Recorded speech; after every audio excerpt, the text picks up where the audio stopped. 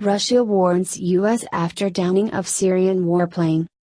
Washington, long-running tensions between the United States and Russia erupted publicly on Monday as Moscow condemned the American military's downing of a Syrian warplane and threatened to target aircraft flown by the United States and its allies west of the Euphrates. The Russians also said they had suspended their use of a hotline that the American and Russian militaries used to avoid collisions of their aircraft in Syrian airspace.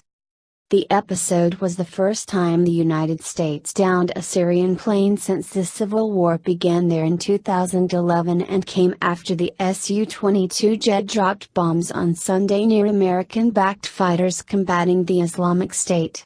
It followed another major American military action against the Syrian government, a cruise missile strike to punish a nerve gas attack that killed civilians in April. The latest escalation comes as competing forces converge on ungoverned swaths of Syria amid the country's 6-year civil war. Syrian forces and Iranian-backed militias that support them are extending their reach east closer to American-backed fighters, including forces that the Pentagon hopes will pursue the militants into the Euphrates River Valley after they take the Islamic State's self-declared capital of Raqqa. The collision of the disparate forces has, in effect, created a war within a war. Continue reading the main story. Advertisement. Continue reading the main story.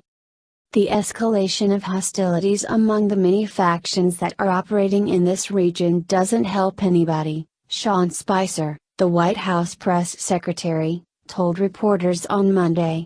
President Trump has allowed military commanders more say in conducting operations against the Islamic State, urging them to surround the militants in their strongholds and annihilate them.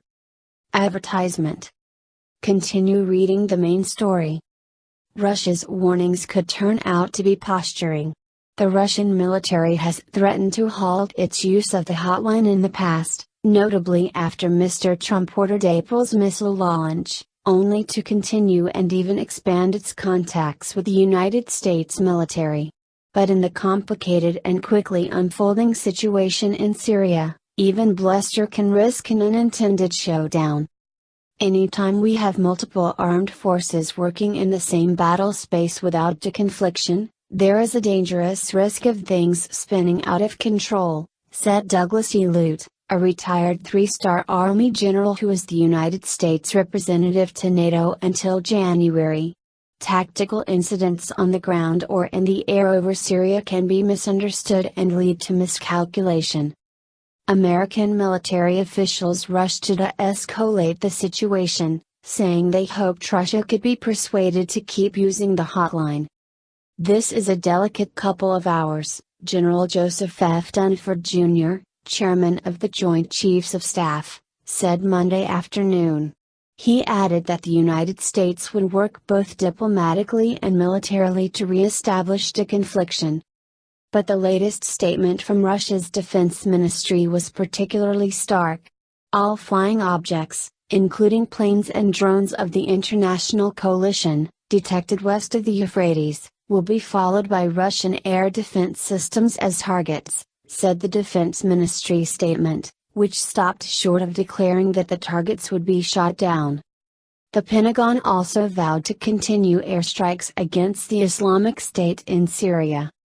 The downing of the Syrian Su-22 on Sunday, the first time the American military had shot down an enemy plane since an F-16 took down a Soviet-era MiG-29 during the 1999 conflict over Kosovo, was the latest in a series of confrontations between the United States and forces loyal to President Bashar al-Assad of Syria. One previously undisclosed confrontation followed a drone attack on June 8 on American-supported Syrians patrolling alongside their coalition advisors. The weapon was a Shahed-129 drone made by Iran, though American officials said they do not know who directed it. An American F-15E shot down the drone, which had dropped a bomb that missed its target. But a Syrian warplane appeared hours later and began maneuvering to bomb the American-backed fighters, only to be intercepted by an American F-A-18 jet. Advertisement. Continue reading the main story.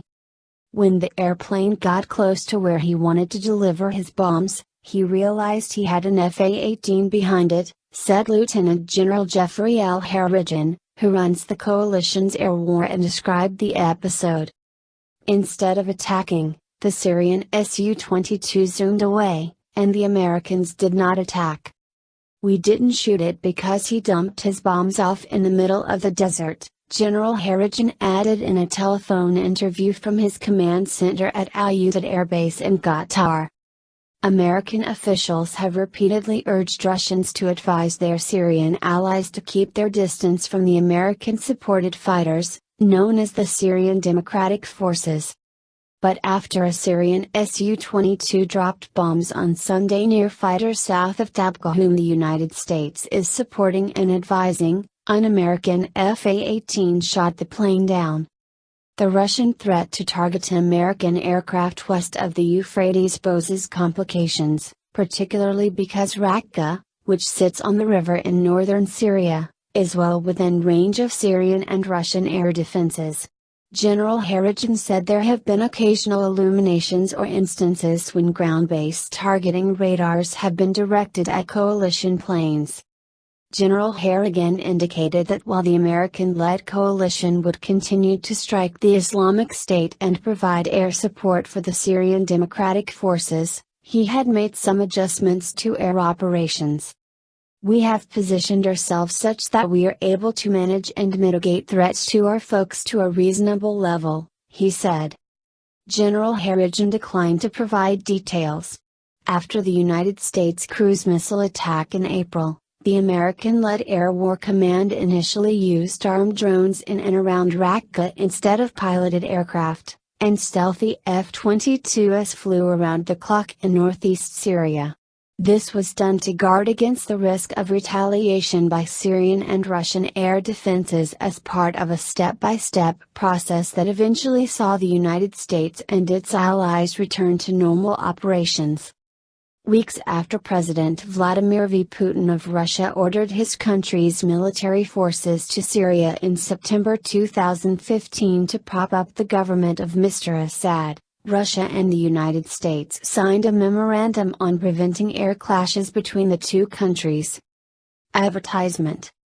Continue reading the main story. The hotline has been a crucial link that has allowed Moscow and Washington to notify each other about its air operations over Syria, where Iran, Israel, Russia, Syria, Turkey and the United States with its allies have carried out attacks in pursuit of often competing aims.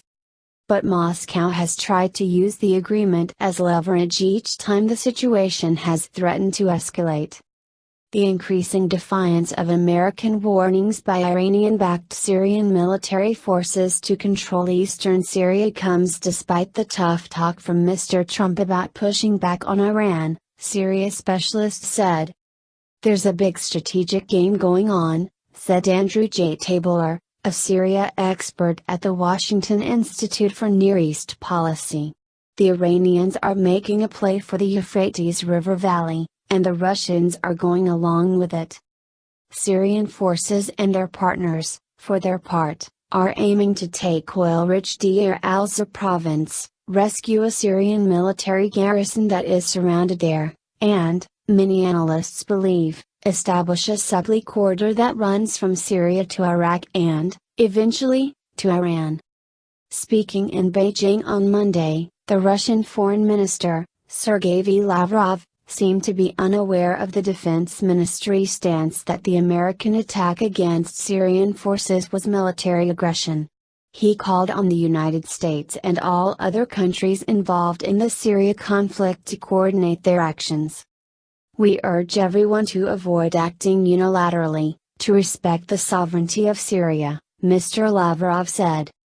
Escalation can never be ruled out, said Frederick C. Hoff, who worked on Syria policy at the State Department under President Obama before leaving and becoming a sharp critic of the administration's limited support of Syrian rebels.